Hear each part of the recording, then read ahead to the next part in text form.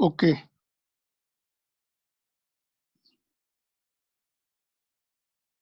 We'll discuss the paper first.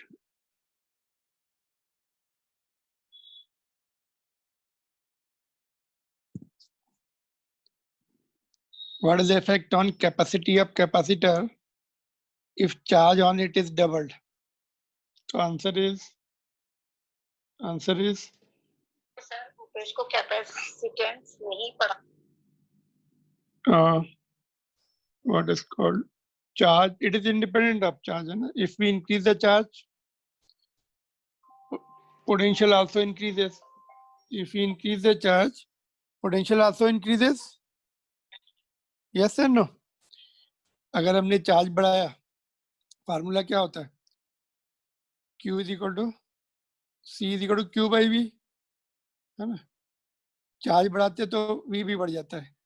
Charge doubles, V also doubles, और C depends on the medium between the plates, area of the plates, distance between the plates. इस पे उनकी geometry पे depend करता है ना, conductor कैसा है उस पे डिपेंड करता है, चार्ज पे डिपेंड नहीं करता. चार्ज डबल हुआ तो V भी डबल हो जाएगा. कैपेसिटेंस ऐसे जब चार्ज जीरो है तो कैपेसिटेंस जीरो थोड़ी होता है.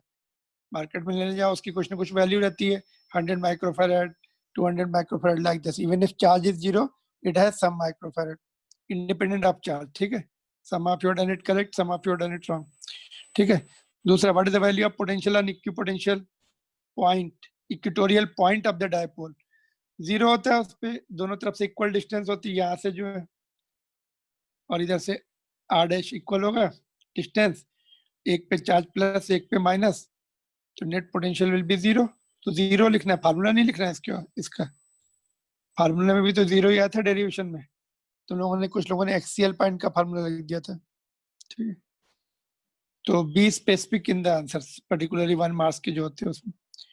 What is the effect on capacitance of parallel plate capacitor if distance between the plates is increased? अभी हमने फार्मूला लिखा था, डिस्टेंस d डिनोमिनेटर में है ना, d इज इन डिनोमिनेटर. अगर इसको बढ़ाएंगे तो कैपेसिटेंस घटेगा, डिक्रीजेस, है ना. इतना ही लिखना है, इसमें ज्यादा डिटेल में लिखना नहीं. थर्ड, फोर्थ का क्या है? Potential due to -1 nano coulomb at a distance 100 centimetre. Direct formula k Q by R, है ना. फोर्थ का k Q by R, k कितना होता है? 9 इंटू 10⁻9.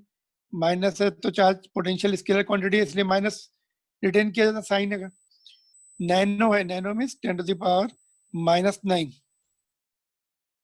ठीक है, तो ये कैंसिल हो जाएगा, -9 वोल्ट.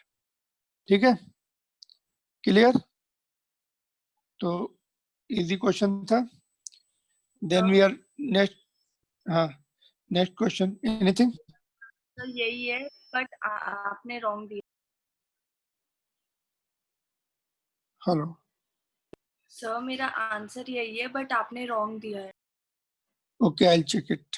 ठीक है, मैं चेक कर लूंगा. मेरे पास रिकॉर्ड है ना, फिर से चेक कर लूंगा. ओके, -1 आया था, -1 वोल्ट आया. कितना? डी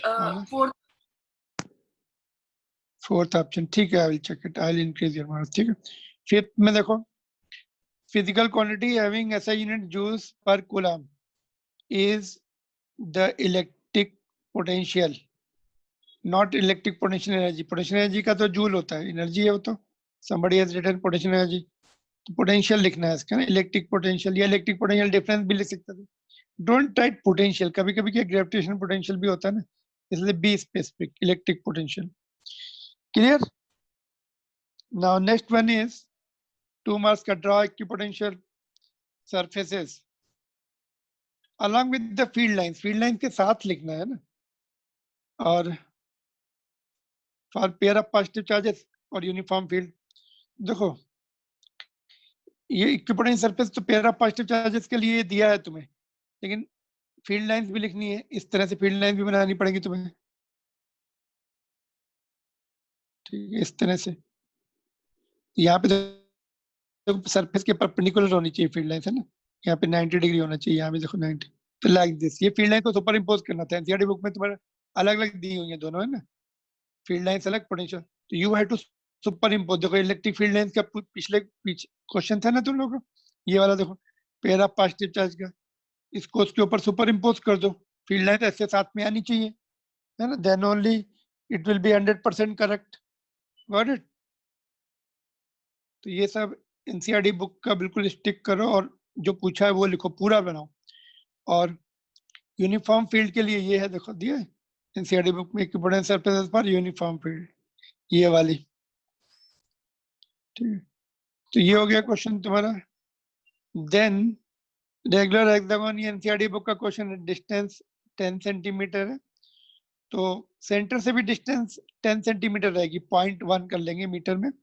चार्ज दिया है और पोटेंशियल है ना, तो हेक्सागोन है, 6 चार्ज है, 6 टाइम्स कर देना है, 1 पॉइंट चार्ज का निकाल के 6 times. Many of you done it right, 6 times किया और डिस्टेंस 0.1 लेना है ना, जो भी आएगा कैलकुलेशन कर सकते हैं इसको, ठीक है। किसी ने इसका आर में मिस्टेक कर दिया ना, रूट करके निकाला कुछ, तो आर जो है उतना ही होता है जितना उसके जितनी साइड होती है उतनी सेंटर से डिस्टेंस होता है, तो इसका नहीं निकालना पड़ता है, ठीक है। क्लियर? 7 के बाद 8th क्वेश्चन देखते क्या है, राइट प्रॉपर्टीज है ना, प्रॉपर्टीज में प्रॉपर लिखो, लास्ट वाले पॉइंट में मिस्टेक की तुम लोगों ने, in the direction of potential sir, इसकी पोटेंशियल, इसकी डायरेक्शन नहीं होती कि पोटेंशियल सरफेस की, ऐसे लिखना है। एक पॉइंट में जो मिस्टेक की है कुछ लोगों ने, potential decreases in the direction of field, है ना, इक्विपोटेंशियल सरफेस का या सर पोटेंशियल का, इक्विपोटेंशियल सरफेस का पोटेंशियल कम होता जाएगा फील्ड की डायरेक्शन में, ठीक है, ओके। फील्ड की डायरेक्शन में कम होता जाएगा, तो प्रॉपरली लिखो उसको, एक में मार्क्स कटे कुछ लोग के, एक प्रॉपर्टी में मिस्टेक की है कुछ लोगों ने, राइट। तो प्रॉपर्टीज ठीक से लिखो।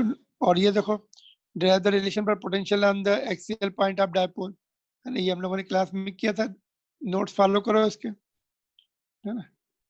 तो this is okay now, this इस क्वेश्चन में some of your done it correct, none of your done it correct, in fact दिशा का थोड़ा सा मिस्टेक हो गया था, कैलकुलेशन मिस्टेक, है ना, अदरवाइज इट वाज करेक्ट। तो देखो ये दोनों दोनों सीरीज में है, तो नेट कैपेसिटेंस निकाल लेंगे, फिर नेट चार्ज निकाल लेंगे यहाँ से, है ना, और इधर का पोटेंशियल 18 है, यहाँ का 0 है, तो चार्ज मिल गया, तो यहाँ का फिर से V1 निकाल लेंगे, V1 will be Q net upon C1, तो चार्ज आएगा, उसको 3 से डिवाइड कर देंगे। अगर तुम्हें इसमें डायग्राम में प्रॉब्लम हो रही तो इसको ऐसे बना लो ना, देखो इसको डायग्राम को ऐसे बना लो, देखो ये मैंने सॉल्व किया, देखो यहाँ पे 12 वोल्ट आंसर है, इसको ऐसे बना सकते हैं, 2 कैपेसिटर ऐसे ले लिए, ये 18 वोल्ट है, इधर का 18 लेंगे, ये 0 हो जाएगा, अर्थिंग के बराबर हो जाएगा, है ना। तो इस तरह से बना लो उसको, फिर सॉल्व कर लो। नेट कैपेसिटेंस कितना आएगा सीरीज में, C1 into C2 upon C1 plus C2, तो 2 माइक्रोफैराड आ गया, सीरीज वाला फॉर्मूला लगा के। नेट चार्ज आ गया, C net into V, C net कितना है 2 और V 18 है, 36 माइक्रोकूलम आ जाएगा। फिर हमें यहाँ पे चाहिए V1 चाहिए, ये वाला यहाँ तक, तो फिर हम चार्ज तो पूरा उसमें से होकर जाएगा सीरीज में, Q फुल और C1 इसका ले लेंगे, C1 3 है इसका, ये क्लास में किया भी था ऐसा क्वेश्चन, है ना, बट ओनली डायग्राम थोड़ा सा हमने अलग बनाया है। ये बोर्ड का क्वेश्चन है, बोर्ड में आ चुका है इस डायग्राम के साथ, इसीलिए मैंने दिया, उसमें तीन कैपेसिटर थे, मैंने 2 दे दिया उसमें, है ना, असाइनमेंट में है ऐसा क्वेश्चन, 3 से डिवाइड करेंगे तो 12 आ जाएगा, है ना। इनवर्स रेशियो आपका कैपेसिटेंस में पोटेंशियल डिवाइड होता है, जो छोटा है उस पर ज्यादा पोटेंशियल ड्रॉप होता है, बड़े वाले पे कम होता है, ठीक है। तो नो प्रॉब्लम यार, ये समझ में आ गया, अभी मिस्टेक नहीं होनी चाहिए ना, आगे क्वेश्चन आ सकता है फिर से ये। All right, if so far any problem, just you unmute and ask me. Sir, Hmm. I was जल्दी से having बोलो, a doubt हाँ बोलो। on question number 8. Sir, मैंने You are 4th में क्या मिस्टेक किया है, मुझे वो जानना था। फिर से बोलो, आवाज कट रही तुम्हारी, जल्दी से बोलो, Sir, टाइम। नंबर 8 के 4th वाला जो मैंने पॉइंट लिखा है, उसमें मैंने क्या मिस्टेक किया है या क्या इनकम्प्लीट छोड़ दिया है? हाँ तो अभी नहीं बोल सकते ना, बाद में देखना पड़ेगा उसको, है ना, ठीक है, उसको Okay. मैच करो उससे, मैं देख लूंगा इसमें, एक बार फिर से बता दूंगा, ठीक। और और कुछ प्रॉब्लम है? No sir. Any other problem? Okay चलो, इसके बाद देखो क्वेश्चन नंबर 8 के बाद बाकी तो रेगुलर क्वेश्चन है। डेरिवेशन है, देखो ये है ना, डिराइव रिलेशन पर कैपेसिटेंस, है ना, दोनों में से एक डेरिवेशन करना था। ऑलरेडी इंपॉर्टेंट बताए गए थे तुम्हें क्लास में ना, दोनों बहुत इंपॉर्टेंट डेरिवेशन। ये देखो ये वाला भी 3 कैपेसिटेंस सीरीज में है। सीरीज में 1/C1 1/C plus 1/C plus 1/C, तो C/N है ना, ये जनरल फार्मूला बताया था। आइडेंटिकल हो तो C/N वाले से कर लो। C the capacitance of 1 and by number of capacitance 9/3 हो जाएगा। 3 पिकोफैरेड आ जाएगा ना। ऐसे भी करेंगे 1/+1/9 plus 1/9 is equal to 1/CS। वो तो सीरीज में है ना, फिर V1 equal to V2 equal to V3 कैसे हो गया? हाँ तो इसमें देखो ना, इसमें अभी आइडेंटिकल है ना, देखो ऐसे। सीरीज में तो चार्ज इक्वल होता है ना। सुन तो लो पहले, सुन तो लो। देखो ये आइडेंटिकल है, सभी 9 है, सभी में इक्वल ड्रॉप होगा V1 V2 एंड V3। ठीक है, इक्वल ड्रॉप होगा तो तीनों इक्वल हो जाएंगे। आइडेंटिकल है ना, तो ये वाला अभी जो हमने ऊपर क्वेश्चन किया इससे निकाल के देखो इक्वल। ये मैंने शॉर्टकट मेथड बताया था तुम्हें। अगर तुम्हें नहीं, नो प्रॉब्लम, ऐसे करो ना, ये इस तरह ये मेथड से करो ना। ये मेथड ऊपर वाला जो क्वेश्चन है, तो तुम देखोगे सभी में इक्वल आ जाएगा 40 40 40। तो हमने कॉमन सेंस लगाया, आइडेंटिकल है तो आइडेंटिकल पोटेंशियल ड्रॉप है ना, तो अपना टाइम भी सेव हो जाता है इसमें। ये कितना था 120 था, है ना, तो 120 था, तो ये आ गया 40। और पूरा मेथड देखना है तो ऐसे करो, देखो कितना आया अपना कैपेसिटेंस 3, कितना कितना था 9, 3 आ गया। 3 पिको फैरेड आ गया। ठीक है, तो क्यू नेट निकाल लो फिर से, जो उससे पहले वाला क्वेश्चन था। सी नेट इंटू वी, 3 इंटू 120 360 हो गया। पिको कुलाम में आ जाएगा, पिको बाद में कैंसिल हो जाता, पिको पिको सब जगह। अभी V1 निकालना है ना, तो क्यू नेट अपॉन C1, तो 360 अपॉन 9। पिको पिको कैंसिल हो जाएगा, यहाँ भी पिको आएगा, यहाँ भी पिको, है ना, तो कैंसिल हो जाएगा, वोल्ट में ही बचेगा फिर। ठीक है, तो वही आ रहा है, तुम वैसे करो। Got it? Clear now? Yes sir, yes. 13 देखते हैं। 13 में देखो बॉडी डायगोनल है, वो क्यूबिकल बॉडी थी ना ऐसे, बॉडी डायगोनल ये तुम्हारा √3b, और हाफ करना पड़ेगा क्योंकि मिड पॉइंट पर चाहिए, तो हाफ करना पड़ेगा, तो ये आर आ गया बॉडी डायगोनल का आधा। तो क्यूब में 8 चार्जेस है ना, तो 8 times of potential due to 1 Q/R, बस ऐसे कर दो। नेट फील्ड 0 होगी, सभी कॉर्नर के अपोजिट कॉर्नर के चार्जेस अपोज करेंगे, नेट फील्ड 0 हो जाएगी। एनसीईआरटी बुक का क्वेश्चन है ये, बोर्ड में रिपीट हो सकता है। ये ऐसे क्वेश्चन जनरली देते हैं वो, जिसमें ज्यादा कैलकुलेशन ना हो और थोड़ा सभी लोग कर पाए। ठीक है, गॉट इट? बोलो इसमें कोई डाउट हो तो जल्दी से पूछ लो, और then we'll move on to the next question. नहीं, नेक्स्ट क्वेश्चन नहीं, हो गए सारे क्वेश्चन। यस। और इसके बाद हम लोग रेजिस्टेंस पे चलते हैं ना। ठीक है, हो गए सारे क्वेश्चन, है ना। चलो फिर हम लोग रेजिस्टेंस पढ़ रहे थे, करंट इलेक्ट्रिसिटी का। Will see that topic now, no problem. चले, चलो फिर रेजिस्टेंस कहाँ पे छोड़ा था, जल्दी से बता सकते हैं? हम लोगों ने लास्ट टॉपिक जो था कहाँ पर क्या कवर किया था? होमवर्क भी था उसमें कुछ? Yes sir. लिफ्ट वेलोसिटी के दोनों पॉइंट कवर हो गए थे आई थिंक, है ना। ये क्वेश्चन हो गया था, ये क्वेश्चन होमवर्क में था। वाला क्वेश्चन, यस सर, हो गया था। ये आंसर इसका डिस्कस हो गया? नहीं, No, चलो sir. आंसर डिस्कस करते हैं इसका। देखो इलेक्ट्रॉन्स किधर जा रहे हैं, सब इधर लेफ्ट में जा रहे हैं ना, तो करंट जो है राइट में होगा, opposite to flow of electrons, current इधर होगा, और करंट डेंसिटी भी उधर ही होती करंट की डायरेक्शन में। और फील्ड किधर होगी, ऐसे सभी एक ही डायरेक्शन में होती है ना, फील्ड भी पॉजिटिव से नेगेटिव की तरफ जाती। तो इलेक्ट्रॉन अगर लेफ्ट में आ रहे तो इधर कुछ पॉजिटिव होगा, तभी तो लेफ्ट में आ रहे। All three are in towards right word. देखो करंट की direction opposite to flow of electrons, है ना, ये ऑलरेडी नोट्स में भी लिखी है हमने।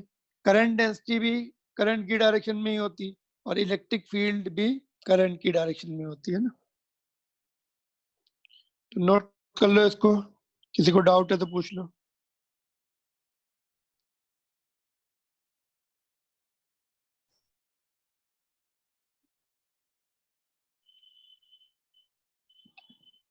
बोलो जल्दी से, चलो आगे बढ़े हुए। यस ये क्वेश्चन हो गया था, इसका तुम लोगों को हिंट तो दे दी थी मैंने, पहले भी निकालो, उसके बाद जो है time is equal to distance upon velocity से टाइम मिल जाएगा, डिस्टेंस दी हुई है तो इसका मैं आंसर बता देता हूँ। और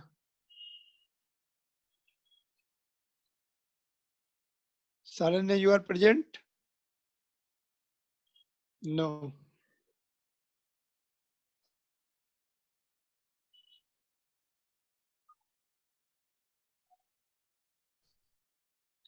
ठीक है, तो इसका आंसर देखो, ये 13 मिनट्स आएगा।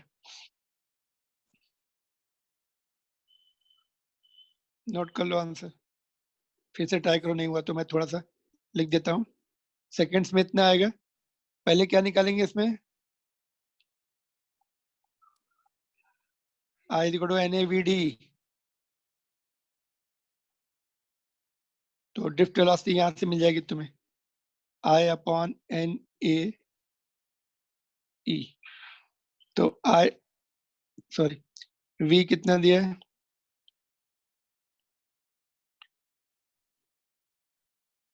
V तो निकालना ही है ना।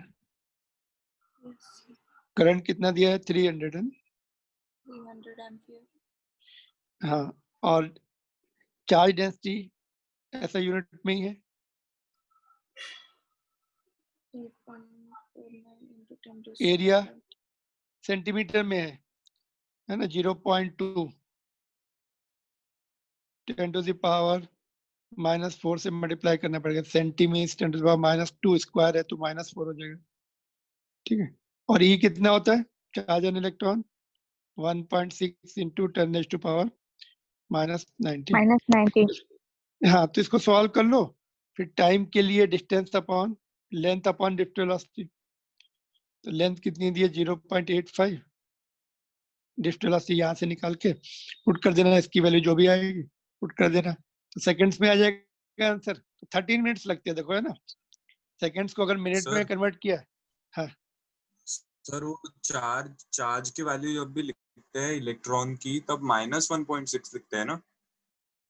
नहीं, यहाँ पर हमें माइनस मतलब डायरेक्शन बताएगा, लेकिन हमें यहाँ पे डायरेक्शन से कुछ लेना देना नहीं, हमें स्पीड चाहिए ना, कितनी स्पीड से चल रहे हैं वो चाहिए, है ना, इसलिए माइनस नहीं लिखते यहाँ पर, है ना, कितनी स्पीड से चल रहे हैं वो चाहिए बस, है ना, स्पीड ले लो, मॉड लिख दो ना।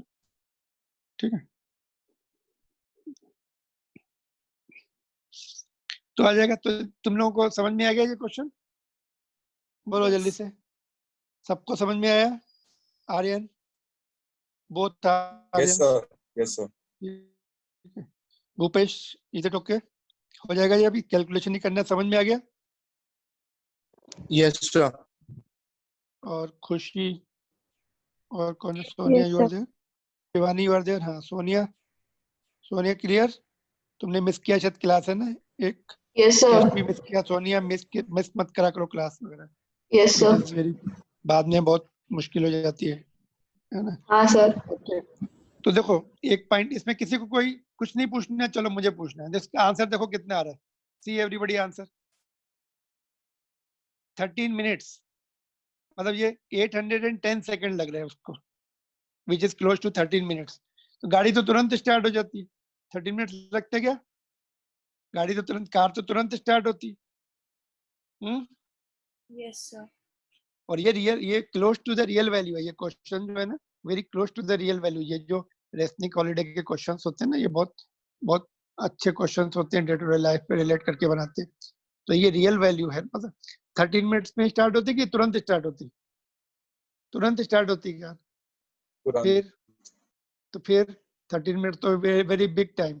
एक्चुअल में क्या होता है ना, जहां ये पोटेंशियल डिफरेंस लगता है, जैसे हम चाबी घुमाते हैं ना की या प्रेस करते हैं उसको स्टार्ट करने के लिए, तो इमीडिएटली जहां पर भी इलेक्ट्रॉन से everywhere potential difference is applied and they start drifting from there itself, जहां पर है वहां से ड्रिफ्टिंग शुरू हो जाती है। जो जो इलेक्ट्रॉन मोटर के पास है उनकी ड्रिफ्टिंग वहां शुरू हो जाएगी, तो उसका इफेक्ट शुरू हो जाता है वहां पर। ये नहीं कि स्विच से लेकर इलेक्ट्रॉन जाएंगे वहां तक, उसके बाद जो है मोटर स्टार्ट होगी, गाड़ी स्टार्ट होगी, ऐसा नहीं।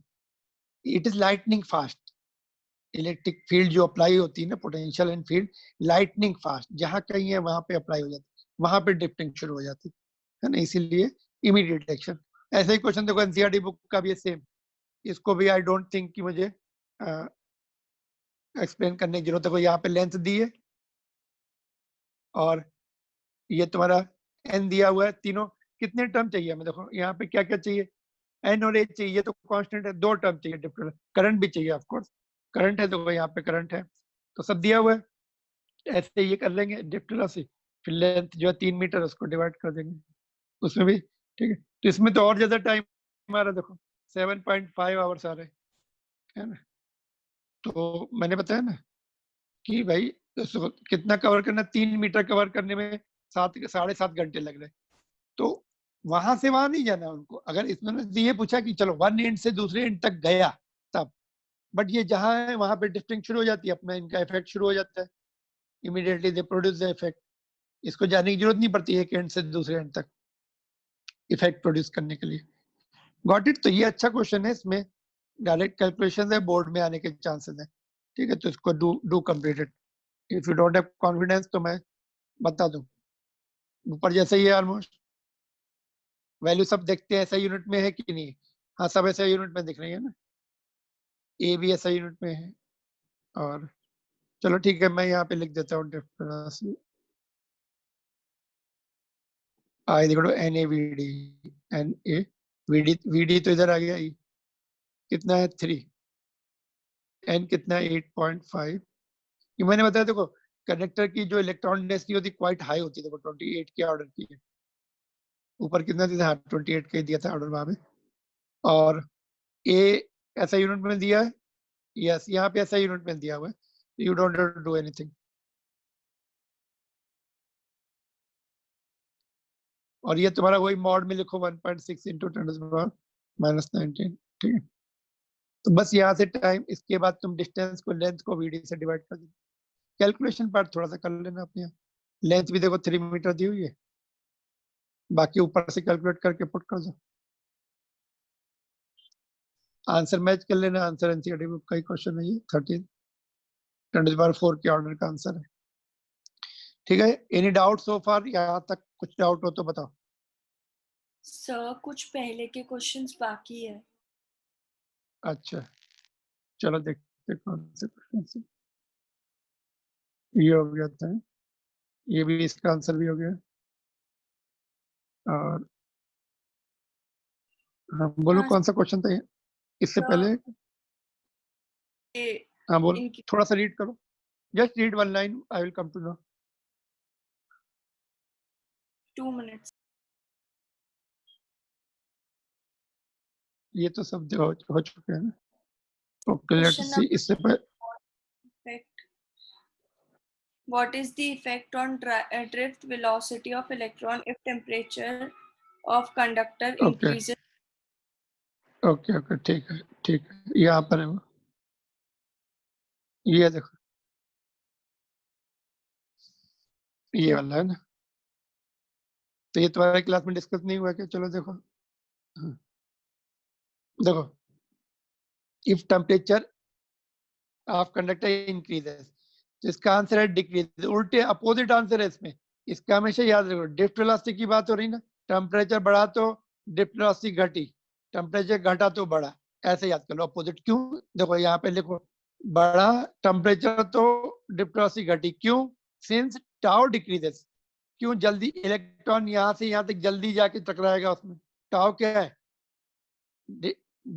Time between two successive collision, जल्दी टकराएगा तो टाउ कम हो जाएगा, टाइम है ये, वो फास्ट इलेक्ट्रॉन फास्ट हो जाते हैं, रैंडम स्पीड बढ़ जाती तो जल्दी टकराते, तो tau is the time between two successive collision, तो टाउ कम हो जाता है, और ड्रिफ्ट वेलोसिटी का फार्मूला तुम देखो इधर, डायरेक्टली प्रोपोर्शनल है, देखो टाउ के डायरेक्टली प्रोपोर्शनल है, यहाँ भी देखो। तो less tau means less drift velocity, less time between two collision means less drift velocity, कम हो जाती है। इसका हमेशा उल्टा आंसर लिखने का। ये रैंडम वेलोसिटी नहीं पूछा, ये नहीं बोलता कि भाई हीट करने से इलेक्ट्रॉन फास्ट चलेंगे या स्लो चलेंगे, वो तो उनकी रैंडम वेलोसिटी होती है ना। जैसे ये डायग्राम है, देखो यहाँ से यहाँ तक कोलिजन, जल्दी जाके टकराएंगे यहाँ पर। जब इलेक्ट्रिक फील्ड लगाया तो थोड़ा शिफ्ट भी हो जाते हैं आगे, यहाँ कहीं भी कोलाइड करेंगे जाके। तो ये टाइम घटेगा, तो बाद में जो drift velocity, net drift in the positive direction, net drift है ना, ये जो ये ड्रिफ्ट है उस पर फर्क पड़ जाता है, फिर कम हो जाती है, टाउ के डायरेक्ट प्रोपोर्शनल है। और दूसरे में क्या डिक्रीजेस लिखा है, तो इसको इंक्रीज कर दो। क्यों? अभी इलेक्ट्रॉन धीरे धीरे जाके टकराएंगे, यहाँ से जाने में ज्यादा टाइम लगाएंगे, तो टाउ बढ़ जाएगा, तो ड्रिफ्ट, टाउ बढ़ेगा तो ड्रिफ्ट वेलोसिटी बढ़ जाएगी, है ना।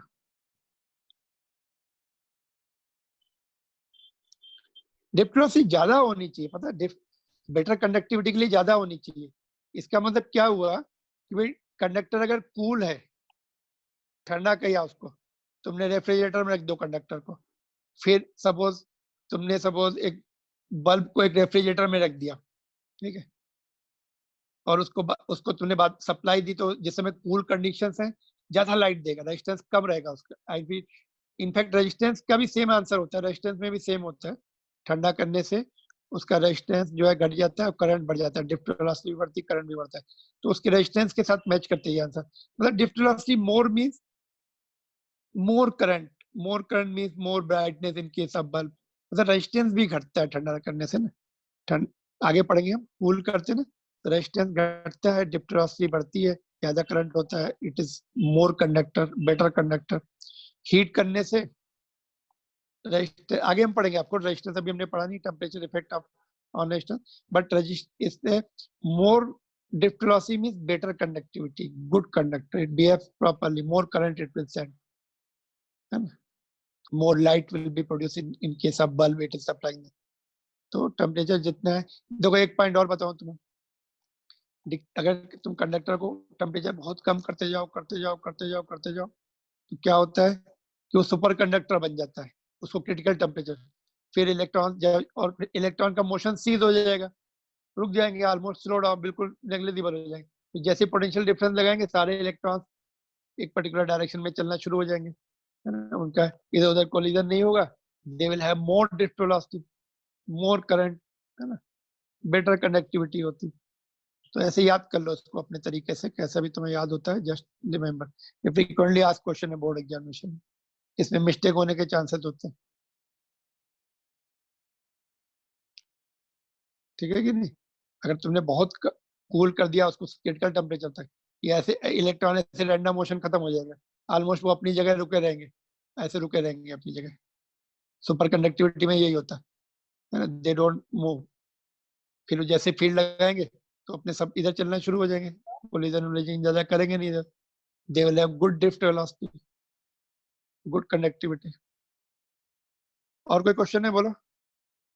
सेकेंड, उसके बाद वाला क्वेश्चन सर, थर्ड उसके क्वेश्चन, बाद रेशियो। ये वाला है जो मैंने सॉल्व कर सर दिया, ये वाला है क्या, यही वाला है क्या? Yes what is the ratio of drift velocity of electrons if ratio of the length of the conductor is 1:2? यही वाला yes sir. L1 by L2 1/2 दिया, और drift velocity is inversely proportional to L, तो V1 by V2 is equal to L2 by L1, है ना। ये 1/2 है L1 by L2 का, तो इधर पलट दो इसको, 2:1 आंसर आ जाएगा। ये भी अच्छा क्वेश्चन है। अच्छा, ये हमने बाकी टर्म क्यों हटा दिए, पैरेलल में है, देखो ये पैरेलल है, एक मिनट इसको थोड़ा बिलीव कर लो, पैरेलल है, देखो इनवर्सली पैरेलल में V सेम, ये कांस्टेंट, टेम्परेचर कंडक्टर का constant, mass of the electron constant, तो बचा तो बस ये तो हट गए, L बचा बस, है ना, इनवर्सली प्रोपोर्शनल टू L। जब इक्वेशन से हम डिवाइड भी करेंगे कैंसिल हो जाएंगे ये सारे टर्म्स, 5 में से 4 तो कैंसिल ही हो जाएंगे। क्लियर?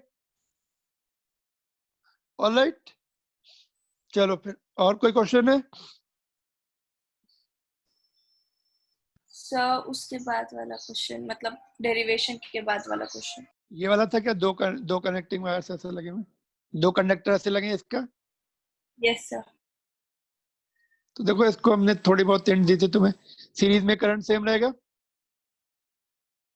इसमें जो करंट रहेगा I1 वो इसमें रहेगा I2, तो I1 is equal to I2, और current I is equal to NAVD होता है ना?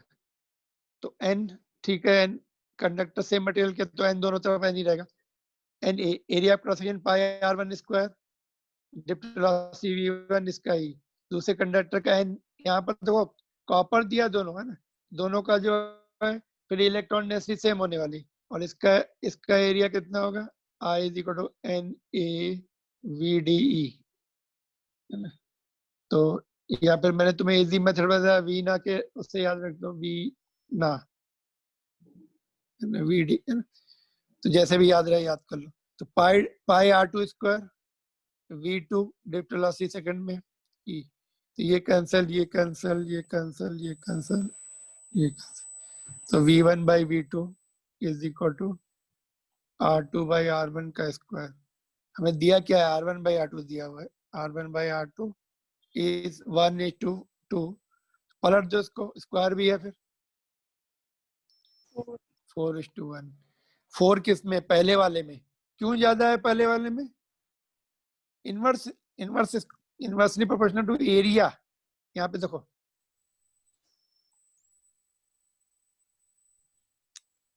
बाकी तो करंट तो सेम है दोनों में, तो area is the deciding factor now. N भी सेम है, ई भी सेम है, एरिया इज द थिन में, थिन कंडक्टर में ज्यादा ड्रिफ्ट वेलोसिटी रहेगी as per this situation. This is also important question for board examination and as well as competitive examination। इतने easily ये होते नहीं, क्योंकि दो फार्मूले है ना, पहले तो हमें डिसाइड करना पड़ता है कौन सा फार्मूला लगेगा, एक ये और एक ये। तो ये सीरीज वाले में करंट सेम रहता है, इसलिए हमने ये सेलेक्ट किया। फिर गॉट इट? तो ये अच्छे से लर्न कर लो, ये तुम्हें जेई वगैरह में भी हेल्प करेगा, बोर्ड में भी हेल्प करेगा। आई थिंक थोड़ा सा टाइम बचा है, और कुछ पेंडिंग है बोलो? ये तो डिस्कस हो गया था, सॉरी ये वाला बच्चा है क्वेश्चन सर। ये वाला, ये तो भाई बहुत बार हो चुका है। देखो ये तो हाँ हमने, देखो ड्रिफ्ट वेलोसिटी, देखो यहाँ तक तो हो ही गया था ये वाला। ड्रिफ्ट वेलोसिटी हमने एक्स्ट्रा पढ़ा था, और नॉन यूनिफॉर्म है। अच्छा देखो कंडक्टर तो एक ही है ना, करंट सेम है ना, ये पहले जो दिया था वही वाला क्वेश्चन है, बस इसमें एक पॉइंट एक्स्ट्रा आ गया। अच्छा तुम्हारे उसमें हो सकता है डिस्कस किया। देखो ड्रिफ्ट स्पीड सीरीज में करंट जब सेम होता है तो इनवर्स VD जो है, देखो बाकी सभी एरिया ऑफ क्रॉस सेक्शन पर, ऐसा सपोज नॉन यूनिफॉर्म है, ऐसा कंडक्टर है, तो एरिया कम हो रहा है या ज्यादा हो रहा है, जिस तो वो फील्ड लाइन भी पास में आ जाती है ना, ऐसे। ये ऊपर वाला क्वेश्चन है, बाकी तीनों पार्ट ऊपर वाले हैं। देखो यहाँ पे था कहीं पर ये वाला, ओनली ड्रिफ्ट वाला डिस्कस करना है ना, ड्रिफ्ट वेलोसिटी का। तो ड्रिफ्ट वेलोसिटी देखो करंट सेम है और एरिया क्रॉस सेक्शन पे डिपेंड करती है, तो ये सब चेंज होंगे, केवल करंट कांस्टेंट है। देखो इसमें आंसर देखो, only current because it is given study, वो भी दिया हुआ है study current. The rest depends upon the area of cross section, inversely वो भी, सभी में देखो इनवर्सली है। तो ये याद कर लो, ये तुम्हारा एनसीईआरटी बुक का क्वेश्चन। ड्रिफ्ट वेलोसिटी भी inversely proportional to area, electric field भी इनवर्सली प्रोपोर्शनल टू एरिया, और ड्रिफ्ट भी इनवर्सली, ड्रिफ्ट स्पीड भी, करंट डेंसिटी भी। यस। एरिया कम हो रहा है तो ये तीनों बढ़ेंगी। यहाँ तो इन्होंने केवल चेंज ही पूछा था बस, बट तुम्हारे लिए इंफॉर्मेशन है। ऊपर हमने देखा था एरिया कम हो रहा था, दो बढ़ रही थी, अब ड्रिफ्ट वेलोसिटी भी बढ़ रही है। ठीक है, और बोलो। बस सर। ये हो गया, हाँ ठीक है। अभी हम थोड़ा सा जो एक आध मिनट बचा है उसमें कुछ कर सकते हैं। देखो ओम्स लॉ हो गया, तो ये दिया था होमवर्क में मैंने, ओम्स लॉ का क्वेश्चन। यस सर, ये भी ओम्स होमवर्क में। तुम्हारे होमवर्क ये होमसा हो गया था प्रीवियस क्लास में ना, तो बोलो इसका पहले का आंसर क्या रहा है। अभी शायद डिस्कनेक्ट होने वाला है, नो प्रॉब्लम, तब तक जब तक नहीं होता तब तक करो। पहले का आंसर क्या है बोलो।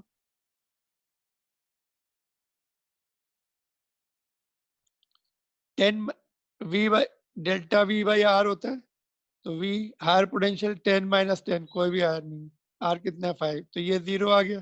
दोनों एक ही पोटेंशियल पे है, नो करंट फ्लोज। I2 में 10 माइनस 0 बाई 5 2 एम्पियर, और इसमें 4 थर्ड वाले में 4 10 माइनस